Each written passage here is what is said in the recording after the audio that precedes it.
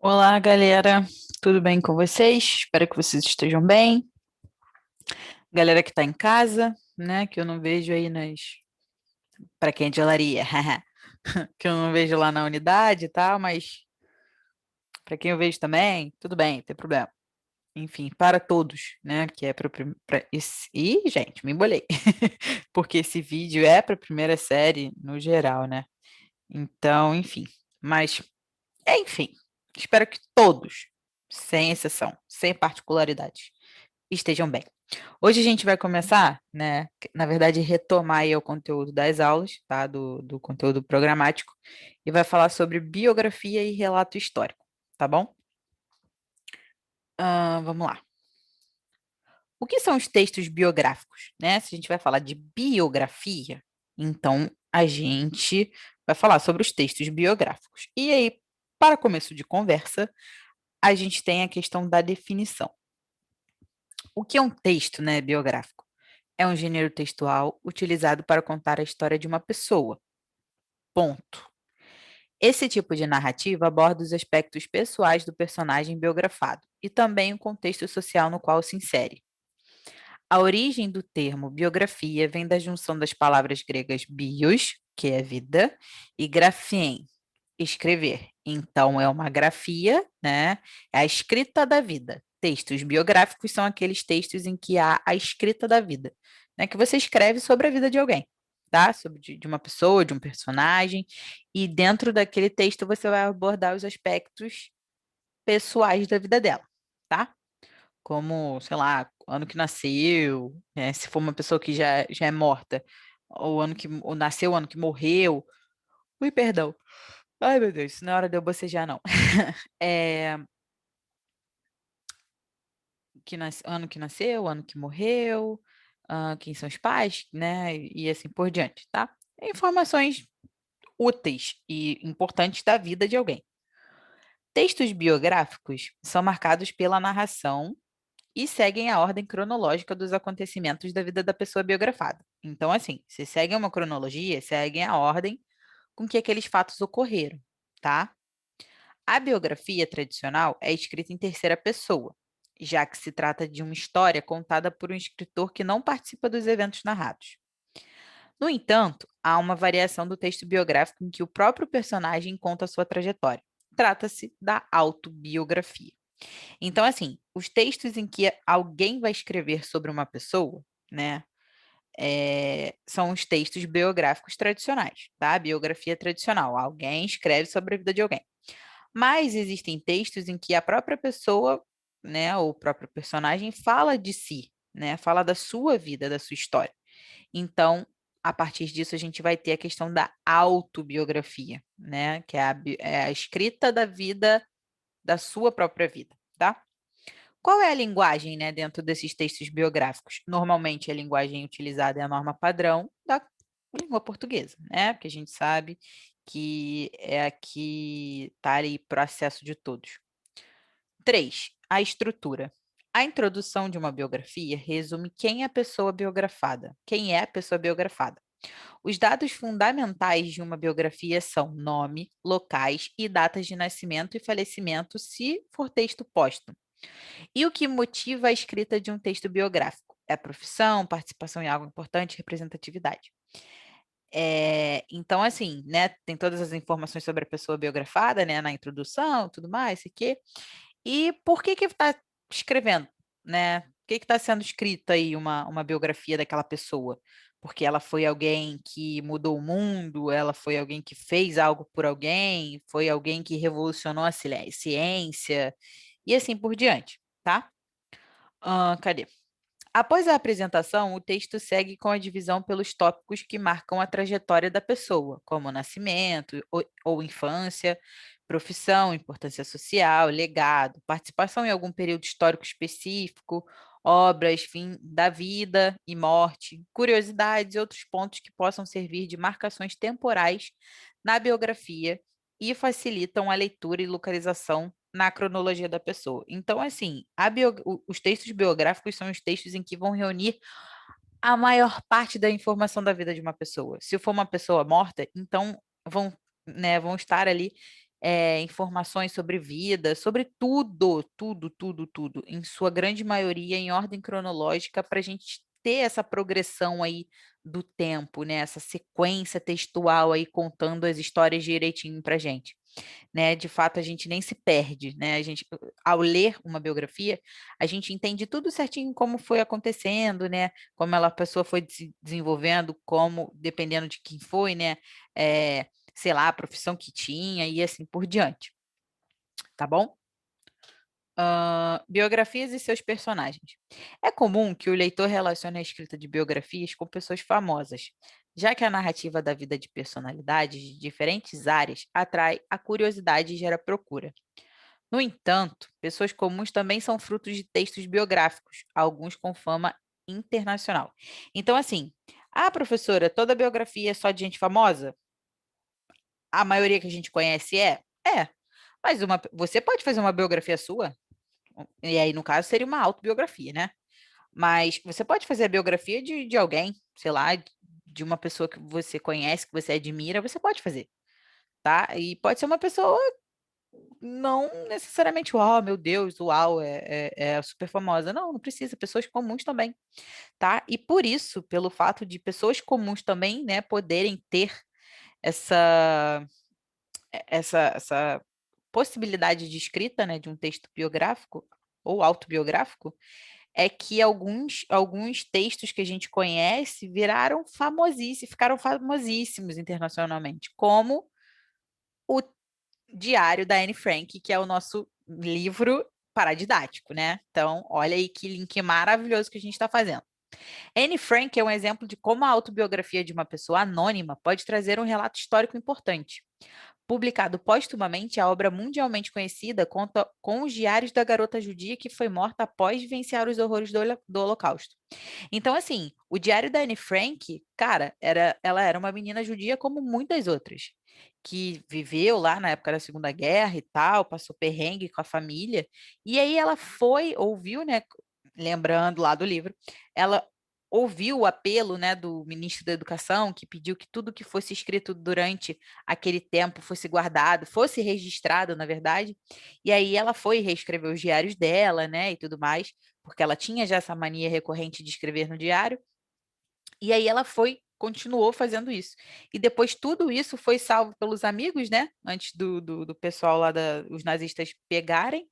E aí, olha só, a Anne morre, né? Anne morreu e tudo foi, na verdade, veio à tona, né?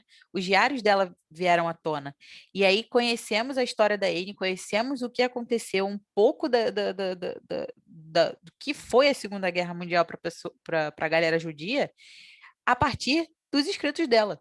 E isso é incrível, tá? Então, uma pessoa que não era ninguém tornou-se hoje uma figura famosíssima, Anne Frank. No Brasil, uma moradora da favela do Canindé, perdão, em São Paulo, levou ao público a visão crua e dolorosa da realidade da mulher negra, sem estudo e mãe solo na sociedade paulistana do século XX. Publicado em 1960, Quarto de Despejo, Diário de uma Favelada, é a reunião de aproximadamente 20 diários escritos por Carolina Maria de Jesus, catadora de lixo que conheceu uma jornalista que enxergou nela a importância social de haver a publicação dos relatos do ponto de vista da personagem. Quarto de Despejo, Diário de uma Favelada é uma obra recorrente na literatura obrigatória de diversos vestibulares pelo Brasil, o que mostra a importância que biografias e autobiografias têm para entender as diferentes realidades sociais. Então, assim, de um lado a gente tem a Anne, né, que era uma menina judia e tudo mais, que viveu lá na época da Segunda Guerra e tudo mais. Aqui no Brasil, em 1960, né, foi publicado o Quarto de Despejo, que foi a reunião dos diários, né, dos escritos de Carolina Maria de Jesus. Que ela era quem? Ela era uma catadora de lixo, gente. Ela não era ninguém, igual a Anne, tá? E não é ninguém porque não era ninguém, num sentido muito pejorativo. Mas era uma pessoa comum na vida, como todos nós somos, entendeu? Com fama, não existe fama, né? São pessoas comuns que vivem os seus dias de acordo com as suas realidades. Então, assim, e aí quando ela conheceu a jornalista viu, né, a importância social que aquela mulher tinha naquele tempo, né, e nos escritos né, que ela tinha feito ali, que ela contava a experiência dela, né, do ponto de vista dela. Então, assim, é incrível, isso foi incrível, foi uma obra maravilhosa escrita que dá para gente, que traz para gente, na verdade, uma crítica social absurda, absurda. Então, assim, aconselho a lerem esse texto, quer dizer, esse livro, porque é muito bom, tá? A nível de crítica social, tá?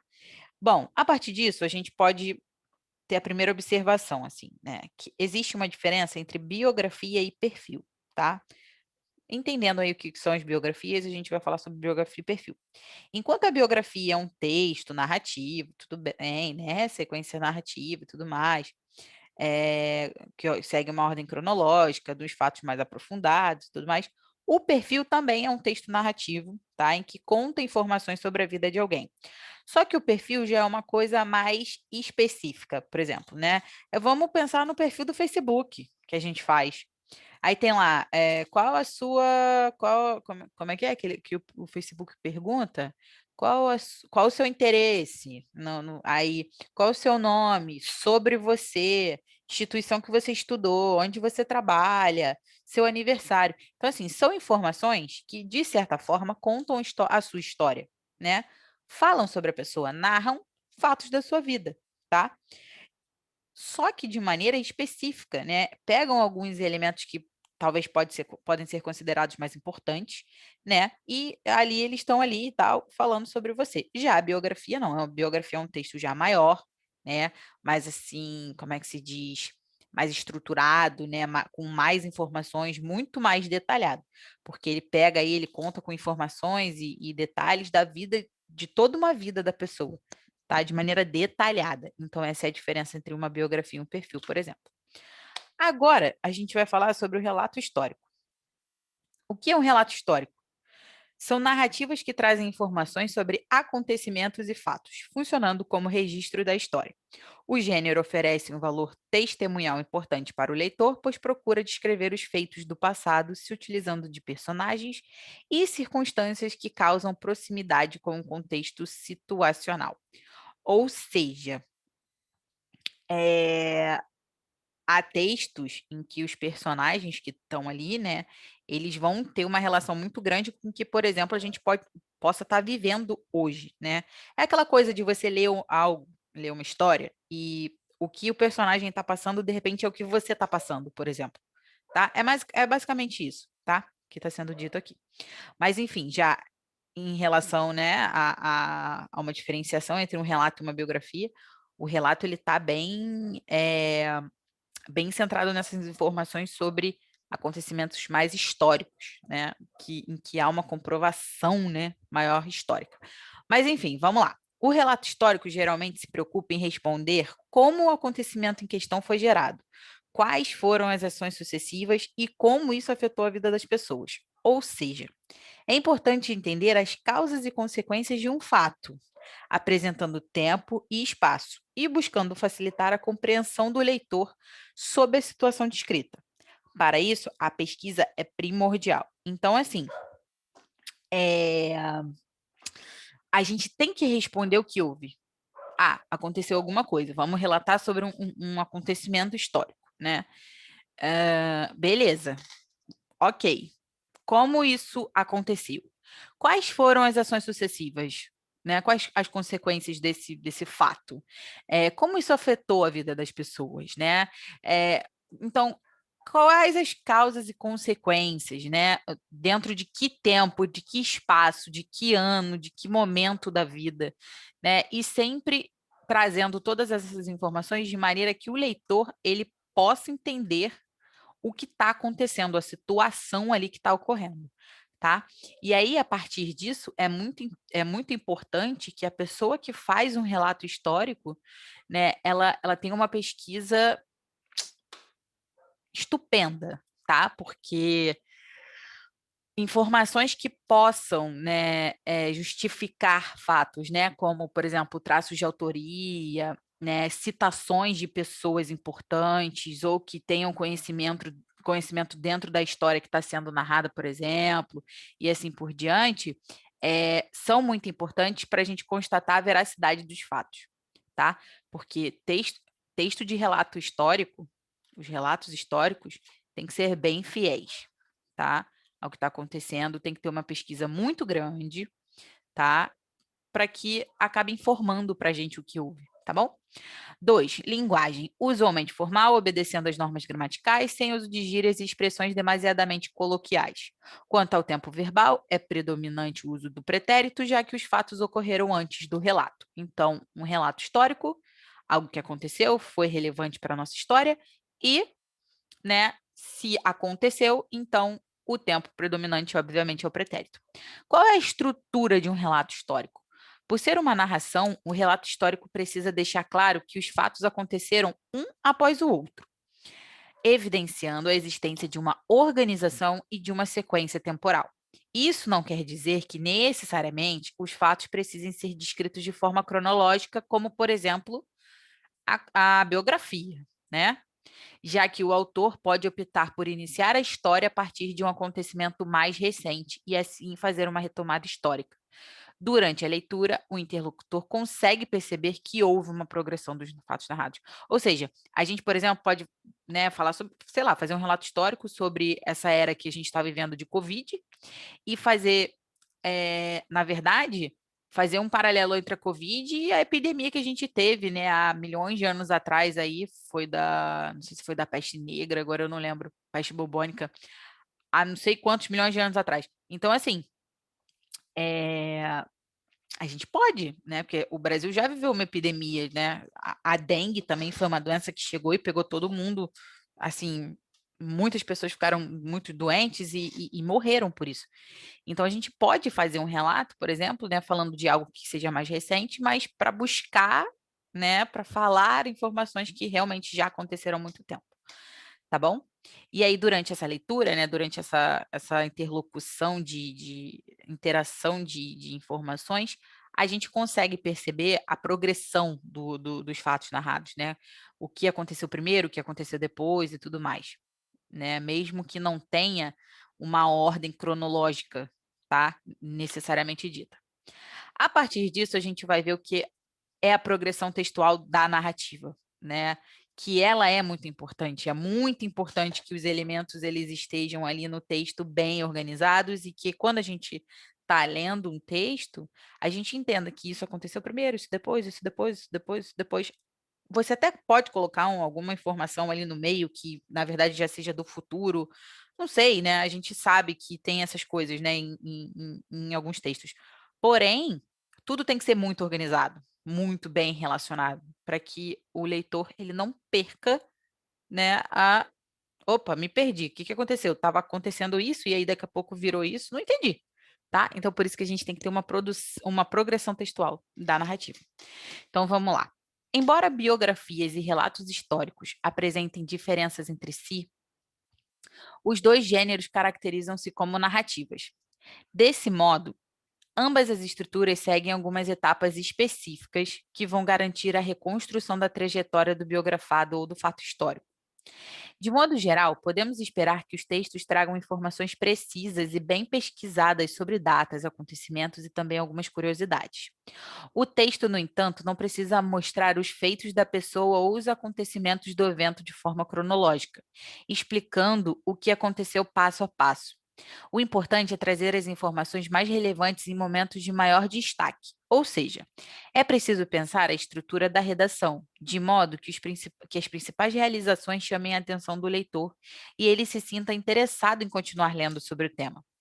Uma sugestão válida, por exemplo, é iniciar o texto por um evento realmente importante, talvez justamente aquele que tenha tornado a pessoa famosa ou o acontecimento notório. Uma estrutura desse tipo é mais instigante do que aquela que se inicia pelo nascimento de uma pessoa. No entanto, é preciso estar atento ao modo como os eventos estão sendo colocados no texto. Um pensamento que deve ser sempre levado em consideração é que o leitor precisa entender o que está sendo dito. A sequência não precisa seguir a cronologia tradicional, mas o leitor deve entender claramente o posicionamento do texto e a organização que o autor preparou para este. Neste sentido, o uso de marcadores temporais é bem importante para que o texto seja coerente e coeso. Alguns textos optam por deixar claro para o leitor o método de pesquisa, especificando quem foram os entrevistados, de que modo e quando essas entrevistas aconteceram, além de explicitar quais foram os materiais utilizados na pesquisa bibliográfica. Até mesmo a estrutura do texto, muitas vezes, é apresentada de modo didático ao leitor. A linguagem, assim como a estrutura, permite liberdade, cabendo ao leitor a adequação ao tema que está sendo abordado. Recomenda-se, contudo, que as normas cultas da língua sejam preservadas. Moral da história, né, gente?